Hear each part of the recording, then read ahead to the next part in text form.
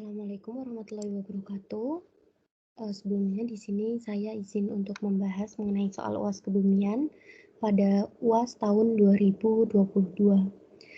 Jadi ini sudah ada 50 soal yang sudah saya jawab dan saya beri beberapa pembahasan.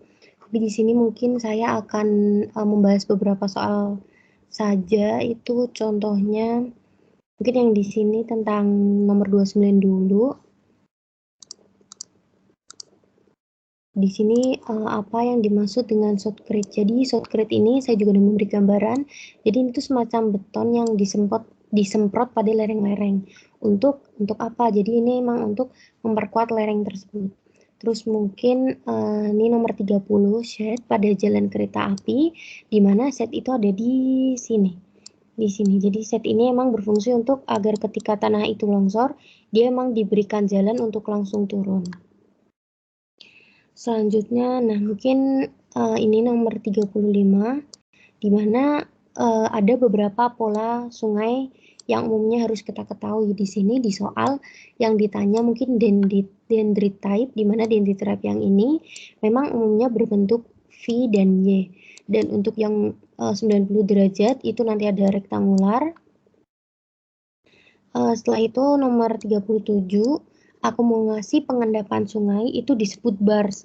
Di sini juga udah saya beri contohnya, di sini sebut postbar. Jadi ini memang ada pengendapan sungai dan soal ini nanti juga terkait juga ada di nomor 41 dan juga 42. Di mana untuk 41 itu ada meander stream kurva lengkung untuk sungai sisi dalam. Jadi ini maksudnya apa? Jadi di sungai sisi dalam yang ini itu nanti akan mengalami apa? Jadi di sini akan mengalami pengendapan dan juga untuk yang di sisi luar itu akan mengalami erosi atau kita sebut sebagai pengikisan dari material-material yang ada di samping. Nah, soal ini itu sebenarnya juga terkait dengan soal nomor ini. Soal nomor 26. Kayak seperti undercutting of bottom slope itu apa? Itu merupakan penggalian di lereng bagian bawah. Maksudnya gimana?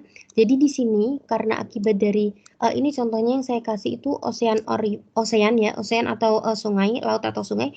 Jadi di sini semisal ada tebing dia terkena ombak terus-menerus, maka akan ada penggerusan di sini. Dan apabila nanti sifatnya itu di sini ternyata ada batuan-batuan, maka akan memungkinkan untuk batuan-batuan ini itu terjatuh ke bawah. Nah, kalau sungai nanti gimana? Kalau sungai akibat aliran air, contohnya ini nanti alir seperti ini. Nanti di sini juga akan terus-menerus tergerus, sedangkan yang sisi dalamnya ini akan ada pengendapan. Seperti itu. Nah, terus mungkin soal yang ingin saya bahas.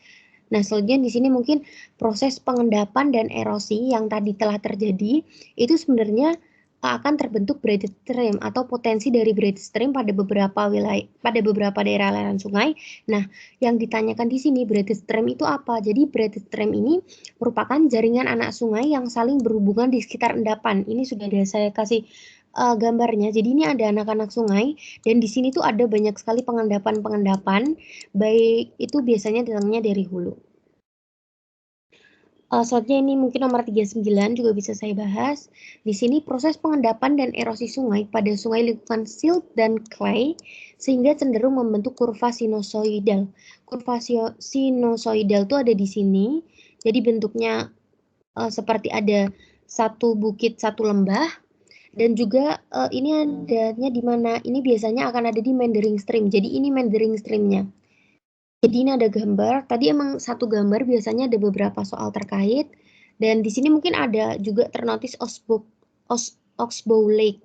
Jadi Oxbow Lake ini atau tapal kuda ini nanti juga akan keluar juga ada di soal, itu untuk nomor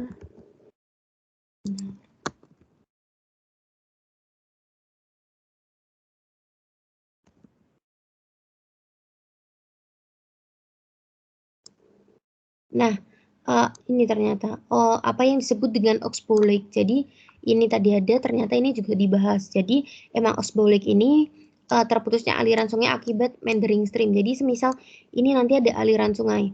Nah, tiba-tiba akibat mungkin dari pergerakan dan lain sebagainya, nanti itu bisa saja ini akan menjadi seperti ini. Jadi ini akan meninggalkan sebuah oxbolex. Ini bentuknya seperti tapak kuda, makanya dinamai seperti itu.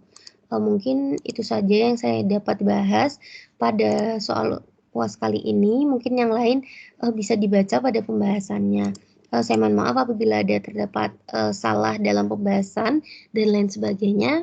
Terima kasih. Wassalamualaikum warahmatullahi wabarakatuh.